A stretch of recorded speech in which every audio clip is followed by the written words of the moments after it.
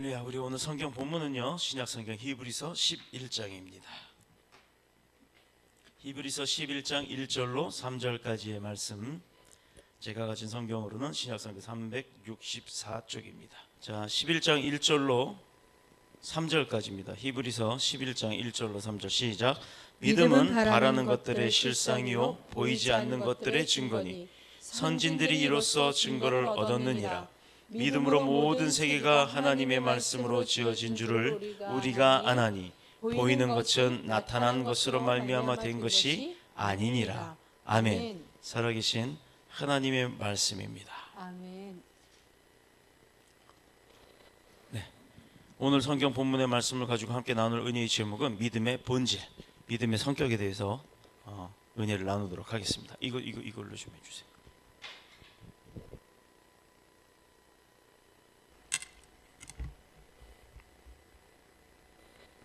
자, 우리가 믿는 하나님이라는 분은 한 분이신 하나님 안에 성부, 성자, 성령, 삼위일체가 구분되어져 동역하시고 또 그 구원을 완성하고 계시는 줄로 우리는 믿습니다. 그래서 우리는 곧 삼위일체의 하나님이시다라고 우리 기독교는 믿음의 대상이신 삼위일체의 하나님을 선포하고 또 섬기고 따르고 또 믿는다고 고백을 하는 것입니다. 우리 기독교 믿음의 대상이신 삼위일체 하나님을 그러면 잘 알고 믿어야죠. 모르는 상태에서 어떻게 믿겠어요? 알아야 믿는 거죠. 사람들은 우리를 믿는 사람들이라고 표현을 합니다. 뭘 믿는다고 표현을 할까요? 그냥 단순하게 외지 사람들은요, 우리를 보고 기독교인들을 보고 하나님을 믿는 사람들이라고 표현을 합니다.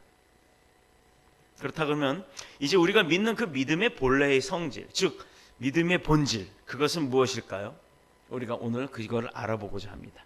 나에게 있어서 또 여러분 개인에게 있어서 그 믿음이라는 것은 무엇입니까? 스스로가 나에게 과연 믿음이 뭐지? 라는 질문을 해보신 적이 있나요?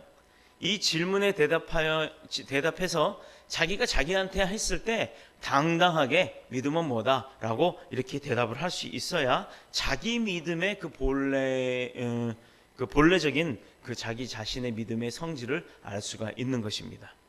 내가 나한테도 믿음이 뭐지? 라고 했을 때 막연하게 대답을 못한다면 그 사람의 믿음은 잘못된 믿음이에요. 확실하지 않은 믿음입니다. 남이 믿으라고 하니까 그런가 보다 하고 따라가는 믿음이지 나의 믿음에 주관이 없다라는 거죠. 믿음은 변화되는 겁니다. 믿음은 주님이 주시는 겁니다. 내가 갖고자 해서 되는 게 아니에요. 어거스틴이 한 말 중에 오늘 본문의 말씀을 살펴보면 믿음이라는 것의 성질은요, 간단하게 보이지 않는 것이다 라고 표현이 됩니다. 어거스틴도 말하기를 신앙이란 눈에 보이지 않는 것을 믿는 것이다. 그리고 이러한 신앙을 가져다 주는 보수 또는 보상, 이것은 우리가 믿는 것은 마침내 눈으로 볼 수 있는 것이기 때문이다 라고 어거스틴이 이야기를 합니다. 이와 같은 눈으로 볼 수 없는 하나님을 믿는 믿음의 본래적인 성질, 보이지 않는 것을 믿는 그 믿음의 본질은 성경이 말하는 곳에 보면 성경은 여러 군데에서 그것에 대하여 이야기를 하고 있어요. 그 내용들을 오늘 살펴봅니다. 첫 번째, 자, 뭐가 있어야 믿을 수가 있겠어요? 저것이 정말 먹으면 내가 병이 낫는다 라는 확신이 있어야 그 약을 먹는 거죠. 그러면 주님을 믿으면 내가 구원을 받는다 라고 하는 그 확신이 있어야 믿는 겁니다. 그래서 첫 번째 확신. 자, 한 소년이 저 한강 뚝섬에 가가지고 연을 날리게 됐어요. 근데 연을 그렇게 날리다 보면 그 연이라는 게 보면 우리 이렇게 실 감는 거 있잖아요. 얼레라고 하는 거. 그 얼레를 쭉쭉 풀어주면 연이 그냥 이 손톱보다도 작게끔 하늘로 쫙 올라갑니다. 근데 어느 순간 연이 잘 안 보일 정도로 높이 올라갈 경우가 있어요. 그랬더니 어느 아저씨가 지나가다가 그 소년한테 그래요. 얘야, 너 연 어디냐? 그러니까 그 아이가 딱 하늘을 보면서 저기 있어요 라고 하려고 했더니 자기 자신에도 내가 분명히 날린 연인데 너무 높게 올라가니까 그 연이 어디 있는지 확인이 안 되는 거예요. 너무 작아서. 그러니 아저씨가 봤을 때 야, 연 없는 거 아니냐? 라고 했어요. 근데 이 아이가 한마디 합니다. 연이 있지요. 확실히 있어요. 안 보이지만 있어요. 어떻게 안 줄 아세요? 줄 보세요, 줄. 줄이 끊어져서 내려오지 않고 팽팽하게 날아가고 있잖아요. 그러니 이 끝에는 연이 달려 있습니다 라고 보이지 않지만 확신을 하더라 이 말입니다. 사실 이 이야기는 만든 이야기이긴 합니다만 어느 날 어디 갔다 오다 보니까 연이 요즘은 연이 하나가 아니라 진해처럼 막 수십 개가 열린 게 있더라고요. 그 연을 이렇게 날리는 걸 보면서 아 그래, 지금은 저거는 가까운 것은 보여도 먼 것은 안 보이는데 그 먼 게 날아간 게 아니라는 것을 뭘로 알 수 있을까? 저 사람이 붙들고 있는 그 연줄이라는 걸로 알고 있구나. 우리의 믿음도 눈에는 보이지 않지만 우리가 기도를 통해서 또는 성령의 역사하심을 통해서 하나님의 인도하심을 통해서 내가 죽을 뻔한 일인데도 죽지 않은 것, 세상 사람들은 다행이라고 얘기하지만 우리는요 다행이라는 게 없어요. 하나님의 인도하심 때문에 그것 죽을 것 죽지 않게 건져주셨다는, 보호해 주셨다는, 인도해 주셨다는, 방어해 주셨다는 그 믿음이 우리에게 있는 겁니다. 그래서 그 연줄을 갖고 그 줄 하나도 믿는 세상인데 우리는 왜 더 막강하신 그 하나님의 능력을 믿지 않냐 이 말입니다. 그래서 믿음의 본질은 보이지 않는 것을 있다라고 확신을 하고 확신을 갖고 믿는 것, 그것이 바로 믿음의 첫 번째 본질이라는 거예요. 자, 그러면 이 확신이라는 것에서는 어떤 확신이 있겠어요? 내가 갖는 확신이 있겠지만 누군가의 도움으로 인해서, 누군가가 알려줌으로 인해서 내가 그걸 알게 돼서 확신을 갖는 경우가 있잖아요. 아니 세상에 이 컵 안에 누가 물약을 이만큼 주고 야 감기 걸렸을 때 이 약을 먹으면 낫는다더라 라고 했을 때 그래 이 약이 낫는구나 라는 확신이 있어야 먹는 거 아닙니까? 근데 그때 누가 그래요? 의사가 그 약 먹으면 낫습니다 라고 하니까 의사니까 믿는 거예요. 그런데 우리에게는 어떤 확신을 주는 분이 있겠어요? 우리에게 확신 주는 분이 누가 있어요? 지금은 예수님은 하늘로 올라가셨죠? 하나님도 하늘에 계시죠? 그럼 누가 도와주십니까? 성령 하나님이 우리에게 주시는 확신이 있다 이거예요. 쉽게 흔들리고 동요하는 것은요, 그거는 내가 믿고자 하고 싶은 소망이지 믿음이 아닙니다. 믿음이 있다 그러면 흔들릴 이유가 없는 거예요. 힘들어할 이유가 없는 겁니다. 왜 두려워합니까? 그거 믿음이 없기 때문이에요.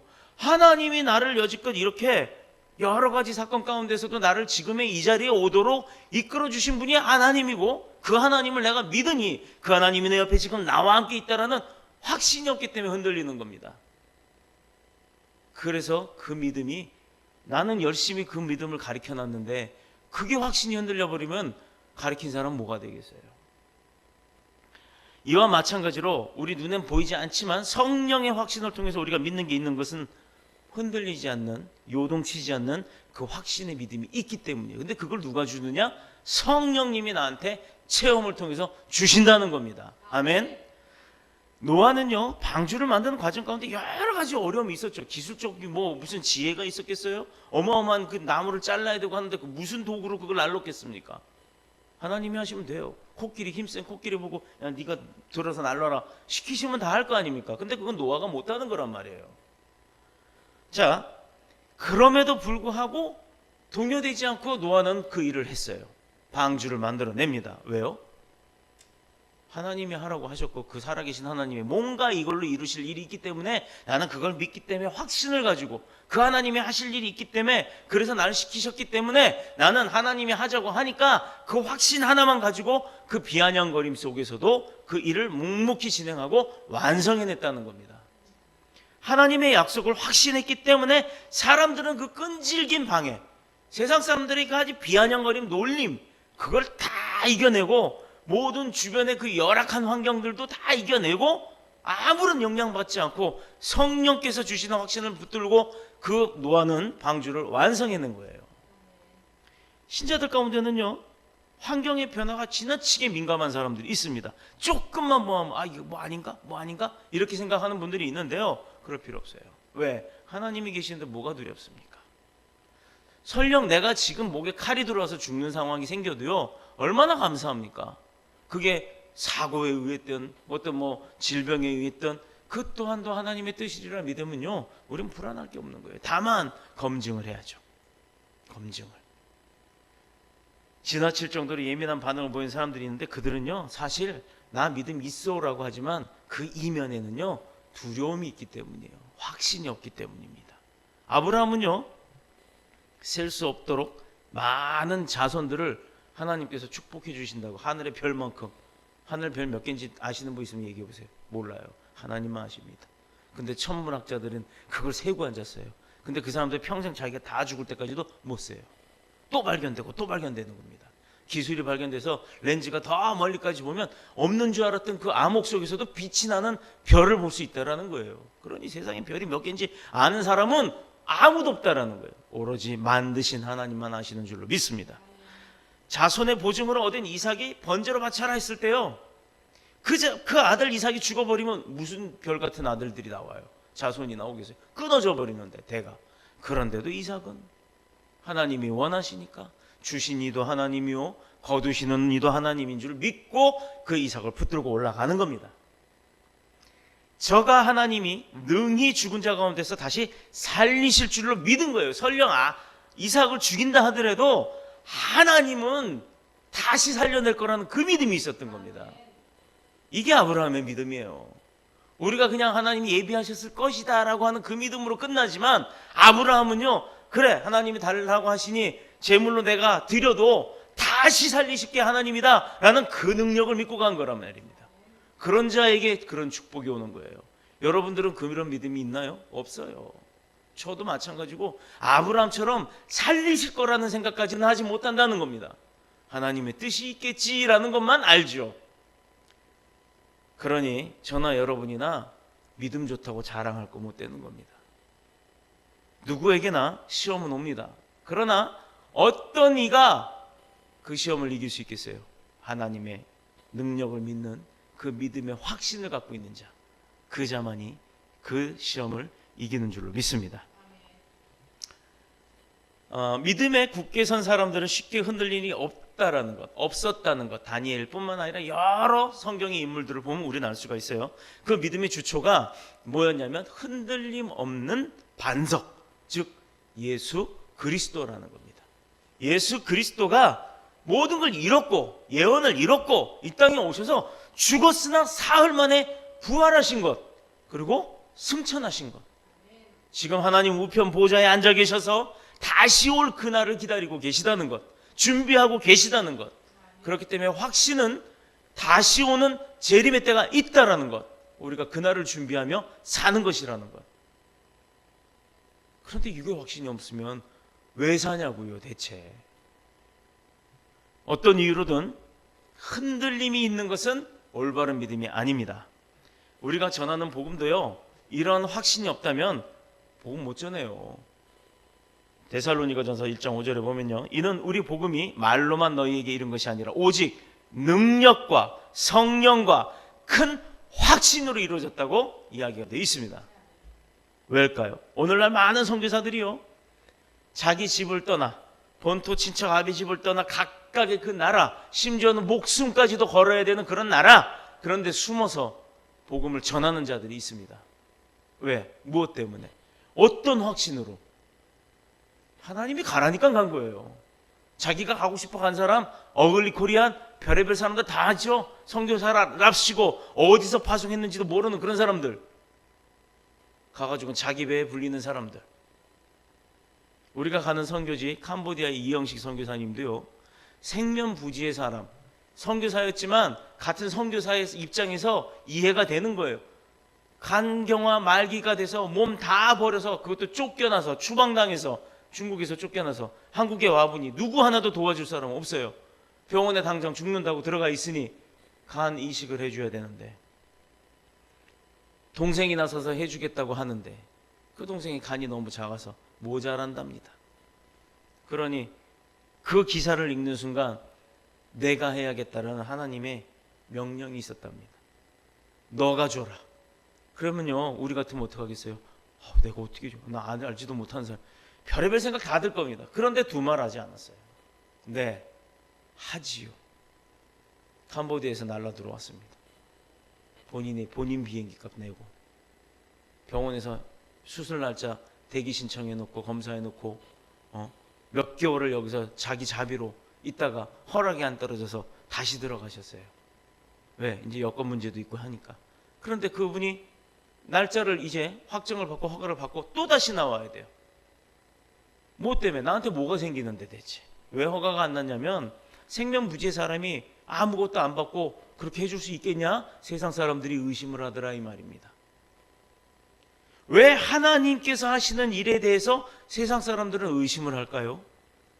세상 사람들끼리 한다 그러면 의심을 안 하는 거예요.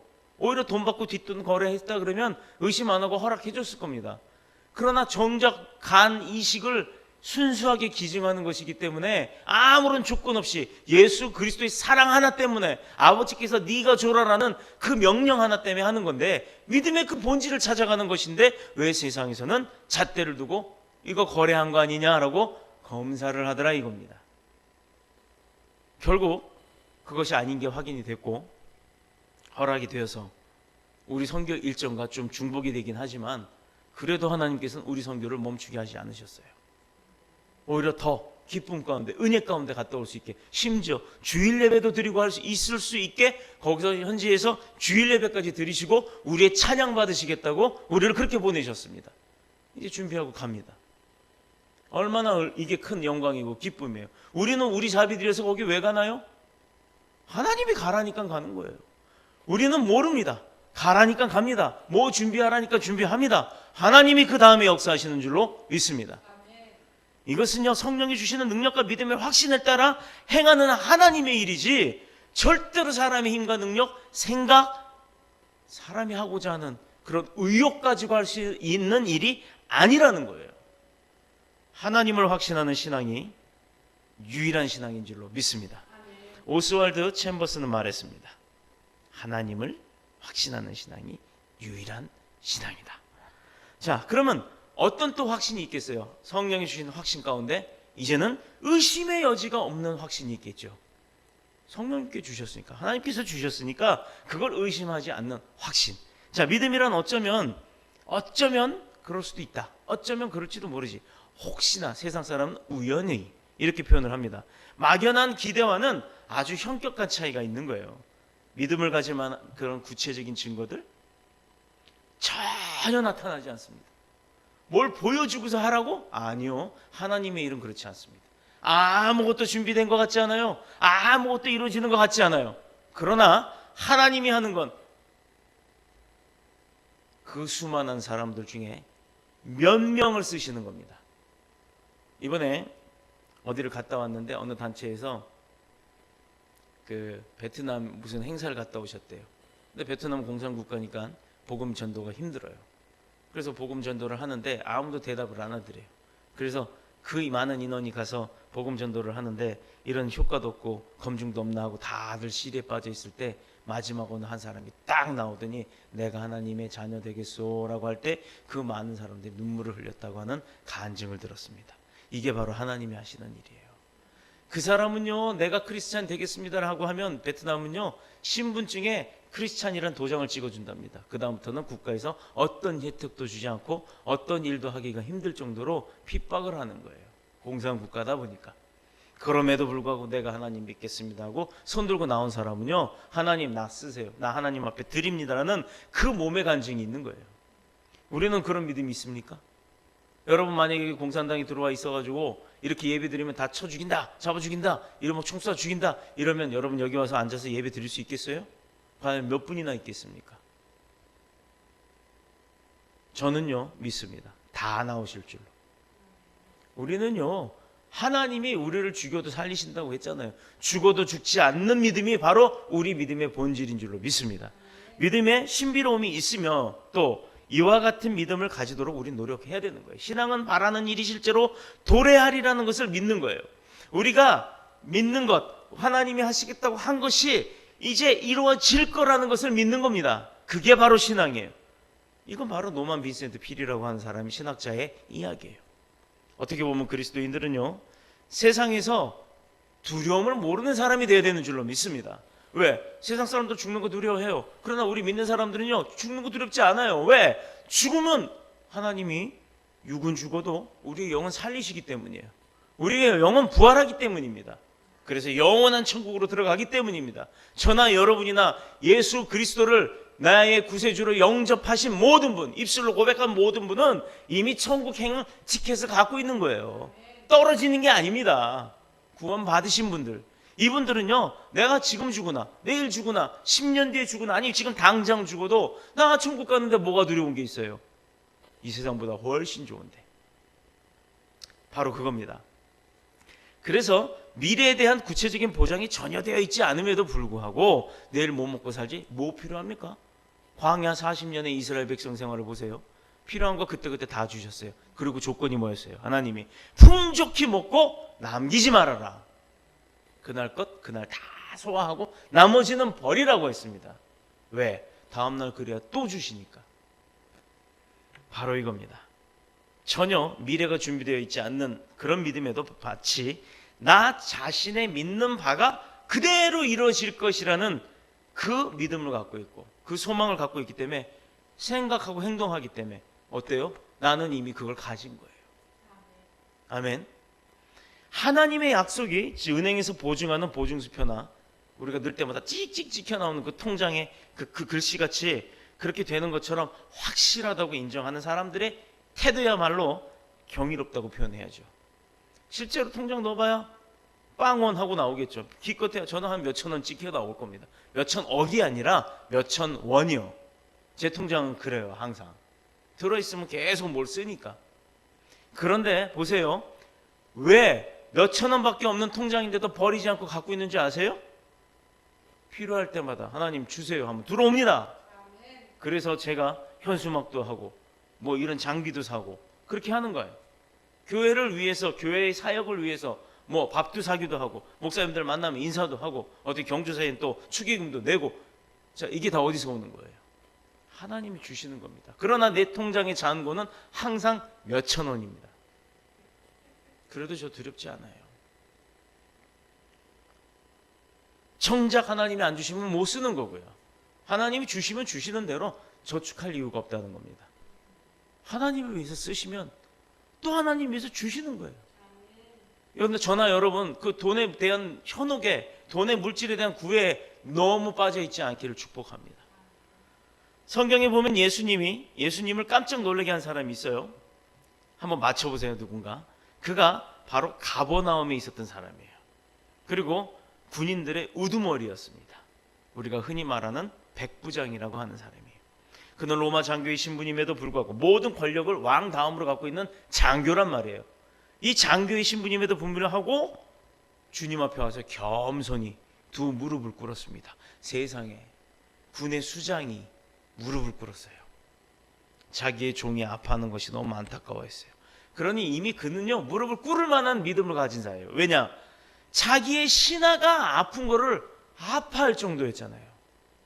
무시하는 게 아니라 내 종이 아프면 야 갖다 버려, 죽여버려, 야 바꿔버려 이래도 되는 사람인데 그 종이 아픈 것을 보고 본인이 아픈 것처럼 마음 아파했다라는 거예요. 그러니 주님 앞에 와서 무릎을 꿇습니다. 이미 그의 마음 가운데 긍휼함이 있었죠. 이가 주님을 찾아올 때 그 백부장의 마음에는 이미 예수님의 그 긍휼함의 사랑이 이미 임재했다라는 거예요. 본인만 몰랐던 거지. 그러니 주님이 그가 왔을 때 무릎을 꿇자마자 고쳐주겠다 했고 내가 너희 집에 가겠다라고 했더니 그가 뭐라고 합니까?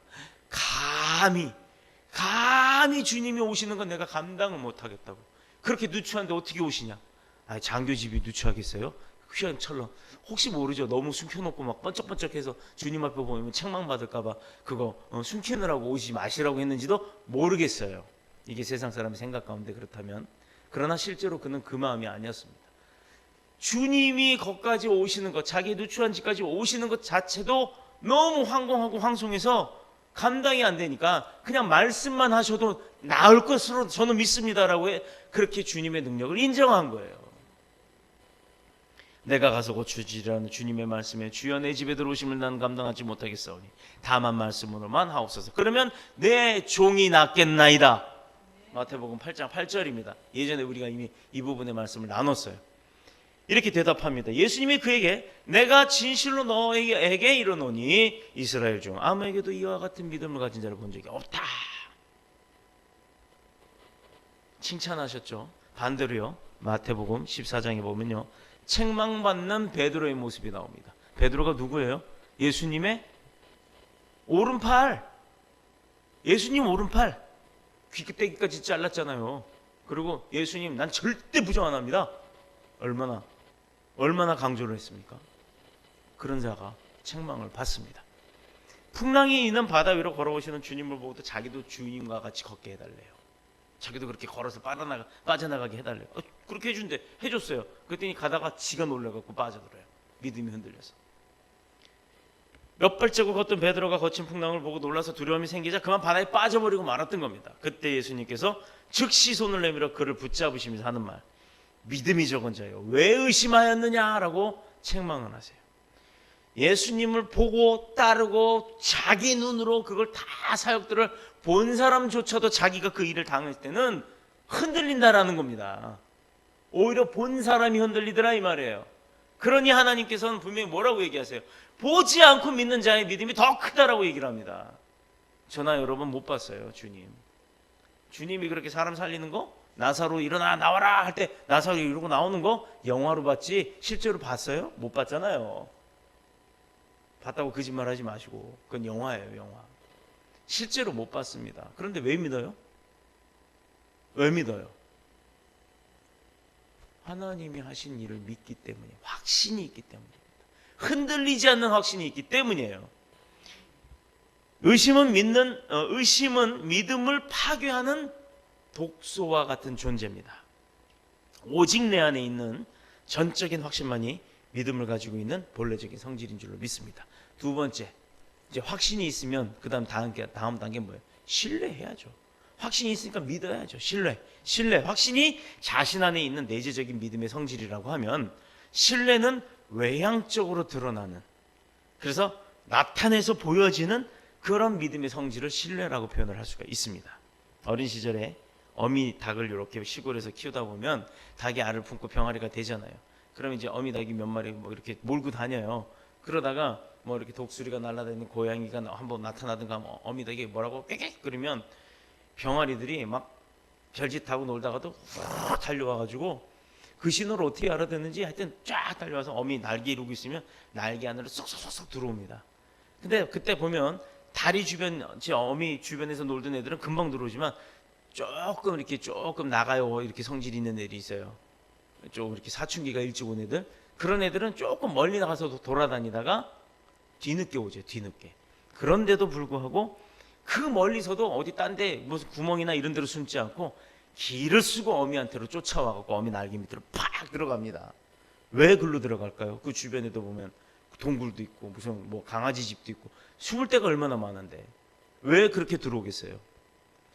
자기 어머니에 대한 확신이 있기 때문이에요. 신뢰가 있기 때문에. 엄마 폼에 가면 나한테 보여줄 거다라는 신뢰가 있기 때문에 길을 쓰고 거기까지 달려가는 거예요. 멀리 간 애들도. 바로 그겁니다. 주변에 몸을 숨길 만한 은닉처가 있음에도 그것을 피난처로 삼지 않고 내가 신뢰하는 내 어미 품으로 달려가는 것. 이렇게 어미를 신뢰하는 병아리들처럼 성도들이 신뢰해야 하는 것이 무엇이겠어요? 네? 뭘 신뢰해야겠습니까? 바로 아버지 하나님이신 줄로 믿습니다. 하나님의 역사에 대한 신뢰로서 다수의 사람들이 하나님의 존재에 대해서는요 어느 정도는 인정을 해요. 그러나 그분이 인류와 세계의 역사 그리고 개인의 삶 속에 깊숙이 관여하는 것 내가 겪지 않으면 신뢰하지 않는다는 겁니다. 믿으려 하지 않는다는 거예요. 히브리서 11장 6절에 믿음이 없이는 기쁘시게 못하나니 하나님께 나아가는 자는 반드시 그가 계신 것과 또한 그가 자기를 찾는 자들에게 상 주시는 이심을 믿어야 할지니라 라고 말씀하고 계세요.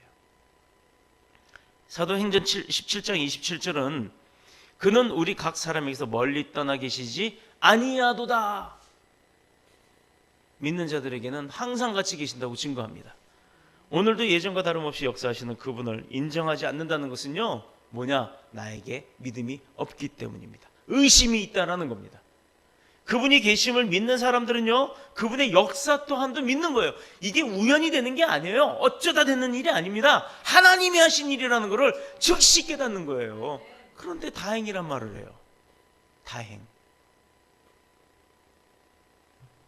홍해를 가르시고 반석에 나무를 쳤을 때, 지팡이를 쳤을 때 물이 쏟아져 나오게 하셨던 것 다 하나님이 하신 겁니다.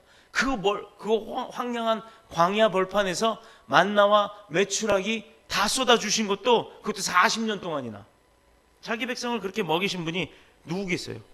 우연히 그렇게 됩니까? 그렇게 반복적으로? 그렇게 많은 일들이 40년 동안씩이나 우연히 그렇게 매일매일 일어나요? 아니란 말입니다. 자기 백성을 먹이신 그분께서 흘러간 시대에 신화 속에서 나오는 그런 존재, 사람이 만들어낸 가상적인 인물이 아니라는 거예요. 하나님은 오늘도 우리 이 세계 가운데 이 세계에서 활동하시는 세계와 역사의 모든 주권자이심을 믿으시길 축복합니다. 또한 인류의 구원을 위하여 예수 그리스도를 이 땅에 보내셨고 구원하셨고 우리의 죄를 용서하셨고 그래서 믿도록 성령으로 우리를 도우시는 분인 줄로 믿습니다. 갈라디아서 1장 4절은 그리스도께서 하나님 곧 우리 아버지의 뜻을 따라 이 악한 세대에서 우리를 건지시려고 우리 죄를 위하여 자기 몸을 드렸다라고 되어 있습니다. 그렇게 증거합니다. 우리는 이것을 알고 믿어야 될 줄로 믿습니다. 하나님의 동맹에 대한 신뢰. 하나님이 우리와 어떤 동맹을 맺으셨어요? 예수 그리스도라는 매개체를 통해서 내가 자녀인 하나님이 자녀인 우리와 동맹을 맺으신 거예요. 누군가 권세와 능력이 있는 사람이라면 서로 동행하고 또 동맹을 하려고 하죠. 우리도 미국이 한국과 동맹국이라고 해서 북한에 그 뭐 해구산 뭐 제공한다 어쩐다 뭐 이렇게 해서 우리는 안심을 하고 사는 거 아닙니까? 그런데 그런 미국에 뭐 자기 뭐 이익이 없다 그러면 떠나가 버리면 그다음에 우리는 어떻게 하나요? 믿어야 될 걸 믿죠. 믿어야 할 걸 믿어야 하는 겁니다. 어느 선교사님이 첫 사역지로 중동의 오만 바르카라고 하는 현장에 예배를 드리러 출장을 갈 때였는데 오만이라고 하는 그 아프리카 국경의 중동 국경에서도 3시간 4시간을 달려가야 하는 그런 곳이었대요. 그래서 집사님 어떤 그 가야 되는 그곳에 그 아는 집사님의 설명을 듣고 그러면 그 집사님이 누구와 함께 동행하실 겁니까? 하고 이렇게 기도를 해야 되지 않겠습니까? 그래갖고 이제 그 선교사님이 하나님 나 누구랑 같이 가야 됩니까? 혼자 이 길을 어떻게 갑니까? 이제 그랬대요. 그랬더니 응답은 뭐였냐면 너 혼자 가라. 너 혼자 가라. 국경을 넘어서 그 먼 초행길을 가야 되는데 그걸 제가 어떻게 갑니까? 어떻게 저보러 혼자 가라고 하십니까? 나 길도 모르는데. 이렇게 얘기를 했답니다. 그랬더니 내가 너와 함께 할 것이다. 이게 얼마나 큰 은혜입니까? 하나님이 너와 함께 하겠다. 그래서 그 선교사님은 아멘하고 혼자 갔답니다. 수많은 그리스도인들이 강하고 담대해질 수 있던 비결이 뭔지 아세요? 바로 이겁니다. 이 교회 지을 때 네가 져라. 제가 이거 어떻게 합니까? 난 못질도 못 해봤는데 기계도 못 다룹니다. 내가 목수였다. 내가 가르쳐주마. 내가 너와 함께한다. 저 바로 그 말씀 한마디에 아멘으로 섬겼습니다. 그랬더니 우리 교회가 이렇게 아름답게 지어졌잖아요. 오순절날 성령 강림으로 무장했던 그들은요, 자신들과 함께하는 분이 누구인가를 알았던 겁니다. 몰랐다면 그 두려움 가운데 있던 사람들이, 로마 군인들한테 잡혀 죽을까봐 쉬쉬하고 숨어있던 사람들이 어떻게 그렇게 방언을 하고 통성기도를 했겠어요? 또 복음을 들고 나가서 전달했겠습니까? 곧 죽을 텐데. 내가 너희와 함께 하겠다라는 그 주님이 확신을 했기 때문에, 주님을 확신했기 때문에 그들은 목숨 걸고 나간 겁니다. 그 결과 어떤 일이 벌어졌어요? 지금 전 세계 저와 여러분이 그 복음을 듣고 있는 거 아닙니까? 온갖 방해, 심지어 죽음 앞에서도 초연할 수 있었던 것. 다윗이 보여준 용기의 근원 뭐예요? 골리앗과 대면했을 때 어마어마한 차이가 나는데 자기가 이길 거란 생각이 있었어요? 없죠. 그러나 하나님이 나와 함께한다. 그 믿음 때문에 다윗은 승리하였습니다. 주가 동행하심을 신뢰했기 때문에 주가 함께하시는 사람은 아무도 당할 수가 없는 줄로 믿습니다. 주님과 함께하는 교회는 쓰러지지 않습니다. 주님과 함께하는 교회는 부흥할 수밖에 없는 거예요. 그러니 늘 주님 나와 함께하여 주시옵소서라고 하는 그 믿음의 삶을 사는 저와 여러분 되시길 축복합니다. 다윗에게 패배당한 것처럼 골리앗이 다윗에게 패배당한 것처럼 오늘도 주와 동행하는 사람의 믿음은 반드시 어떤 원수의 공격에도 쓰러지지 않고 승리하는 줄로 믿습니다. 링컨이 애독하던 성경이 있었는데요. 아브라함 링컨은 흑인 노예주의 사상 같은 거 이런 걸 없애고 평등주의로 그 미국을 통일시키신 분이에요. 워싱턴에 보관되어 있는 그 아브라함 링컨이 보셨던 그 성경에 그 손때 묻은 자국이 유난히 띄는 곳이 있답니다. 여러 번 같은 장소를 이렇게 찝어서 이렇게 보다 보면 거기가 한 번에 탁 펴지는 곳이 있잖아요. 그래서 그곳이 어디냐면 시편 34편 4절입니다. 시편 34편 4절 내가 여호와께 구하매 내게 응답하시고 내 모든 두려움에서 나를 건지셨도다.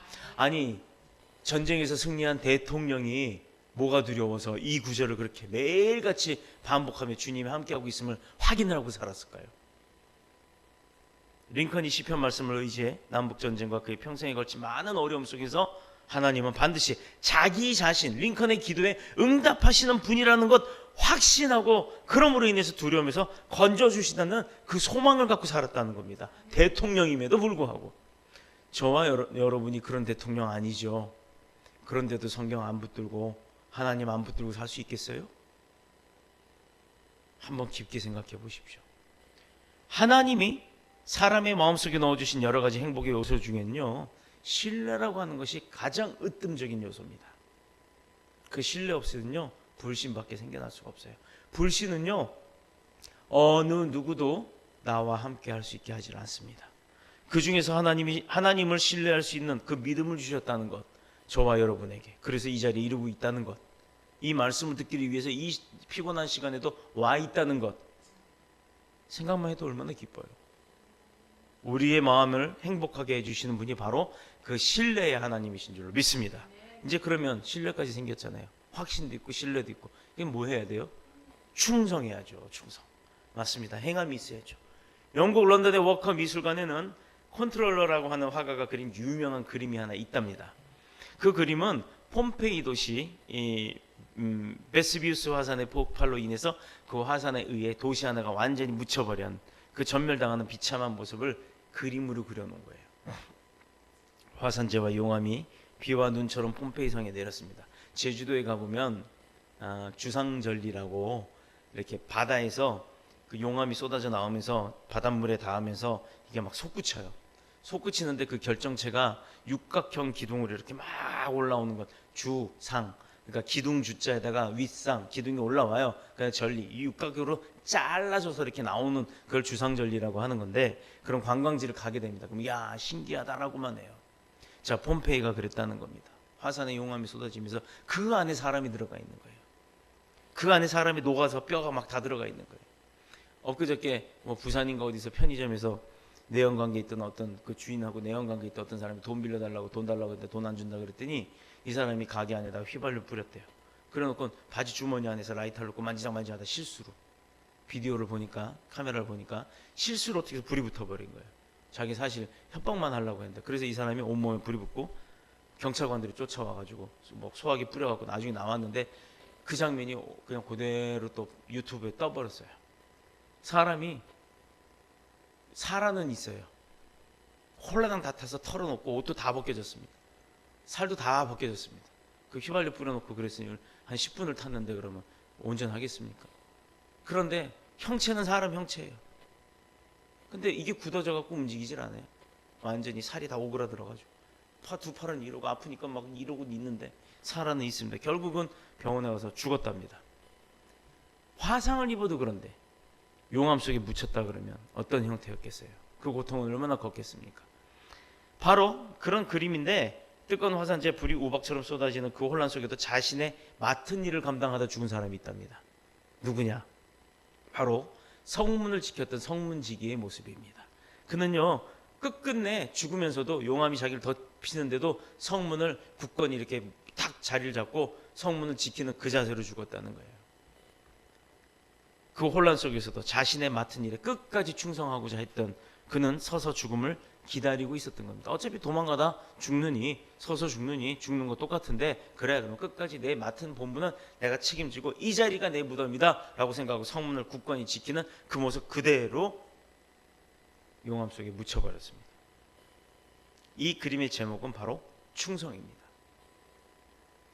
충성은 죽음 앞에서도 자기의 책임을 잃어버리지 않는, 다시 말해서 죽음을 이길 수 있는 사명을 얘기하는 겁니다.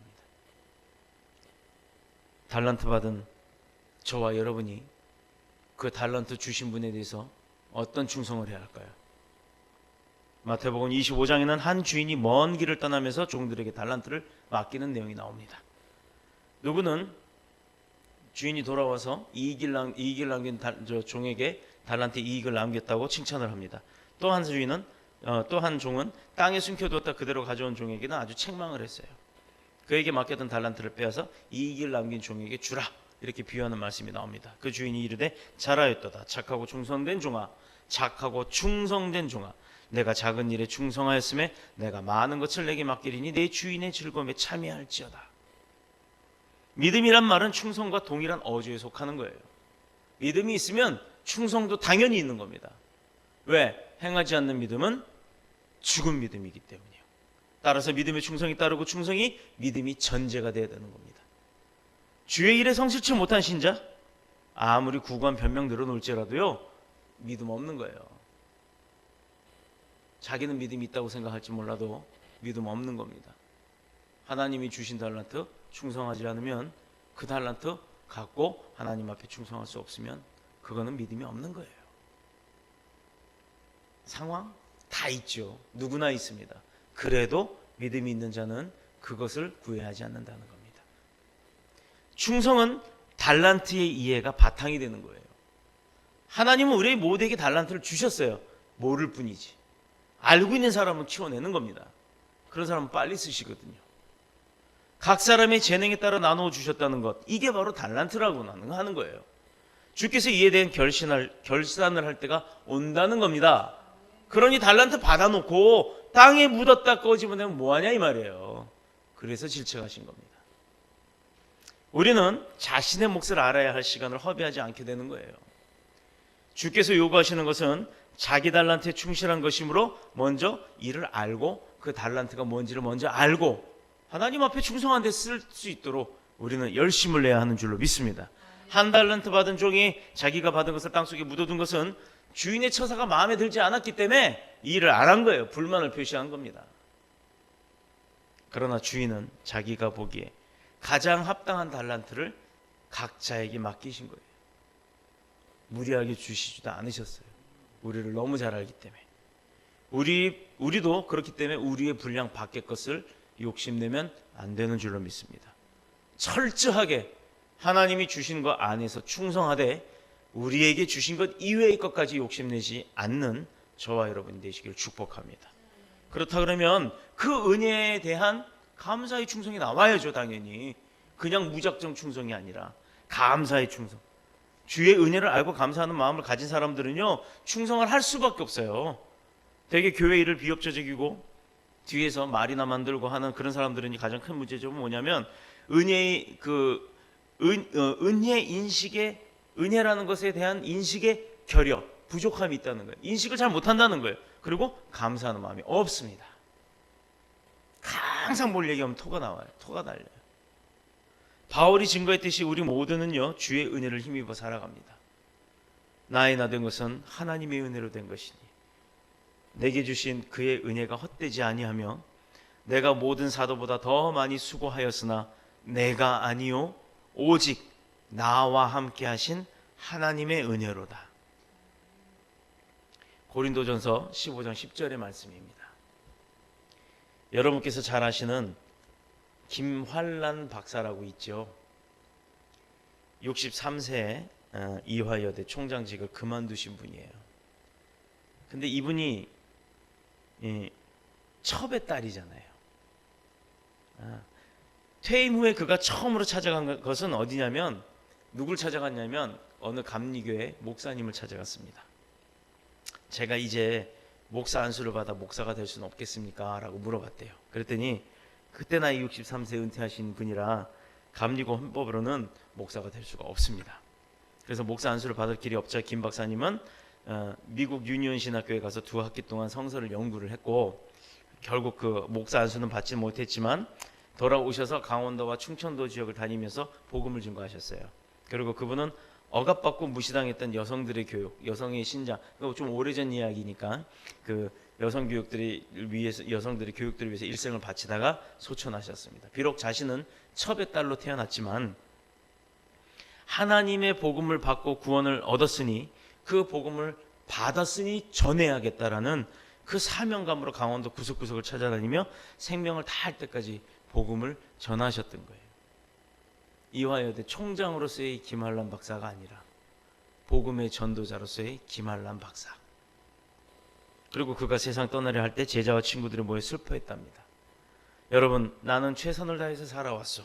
내가 죽거든 장송곡을 부르지 말고 할렐루야 코러스를 불러주시오 라는 말씀을 남기고 두 눈을 감으셨답니다. 그분은 언제나 죽음을 준비하면서 주를 위해 충성을 하며 살았던 거예요. 왜 죽음을 준비해요? 우리 삶은 언젠간 죽음이 옵니다. 그게 언제일지 우리도 모릅니다. 그러나 언제가 되었든지 그것을 준비하고 그 안에 짧은 시간, 오늘 살고 내일 죽을지언정 오늘은 내가 주님 앞에 충성하고 하나님 주신 그 달란트를 충성으로 헌신하겠다라는 그 믿음으로 산다면 그의 삶은 평생을 헌신하고 충성으로 살아갔다라는 겁니다. 모든 것은 다 그분이 하셨고 우리는 다만 참여한 것뿐이라는 것. 일을 계획하심도, 일을 만드심도, 그 일을 이루심도 하나님이 하시는 거지, 다만 우리는 거기에 발만 얹어놨다는 거예요. 이게 내가 하는 게 아니란 말입니다. 마치 내가 한 줄 알아요. 발만 얹어놓고 하나님이 다 하셨는데 그래놓고 내가 했다라고 합니다. 감사는 신앙 지수를 재는 척도와 같습니다. 감사가 많을수록 그 사람의 신앙인 깊이가 깊은 겁니다. 신앙이 성숙한 사람, 믿음이 있는 성도는 감사가 넘쳐나올 수밖에 없는 거예요. 이것이 충성이라는 구체적인 모습으로 드러납니다. 이게 바로 믿음의 본질입니다. 충성하지 않는 자 믿음이 없다.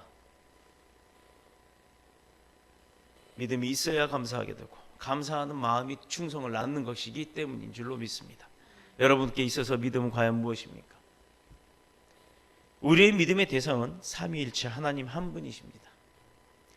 이 하나님은 우리의 눈에 보이는 대상이 아닙니다.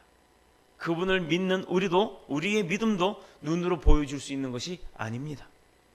오늘 본문이 증거하듯이 믿음은 바라는 것들의 실상이요 보지 못하는 것들의 증거, 바로 우리가 믿는 믿음입니다. 그러므로 우리가 우리의 바라는 것과 실상을 있는 것처럼 보시고 부르고 만지고 붙잡고 보이지 않는 것을 손에 잡고 있듯이 보기 위해서 신뢰와 확신과 충성으로서 믿음을 보여준 선진들의 그 모습들을 본받아야 될 줄로 믿습니다. 오직 의인은 믿음으로 말미암아 살리라. 로마서 1장 17절의 이 말씀처럼 하나님을 믿는 성도들은 성령이 주시는 그 전혀 의심이 없는 확신을 가지고 하나님께서 역사하시고 하나님께서 함께 하시며 하나님께서 이루신 것이라는 것에 대한 신뢰, 거기에 나는 발만 살짝 얹어놓고 그 받은 달란트 그래도 감사해서 충성을 다하며 믿음의 본질임을 알고 그것들을 행하며 살아가는 저와 여러분이 되시기를 그리스도의 신 예수님의 이름으로 축복합니다. 축원합니다. 이제 우리 주님 앞에 찬양하며 나갑시다. 하나님께서 함께 하시는 우리와 함께 하시는 하나님께서 우리의 부족과 소원을 잘 아십니다. 우리 캄보디아 선교 이제 다 준비가 되어 갑니다. 이제 우리가 찬양 훈련만 하면 돼요.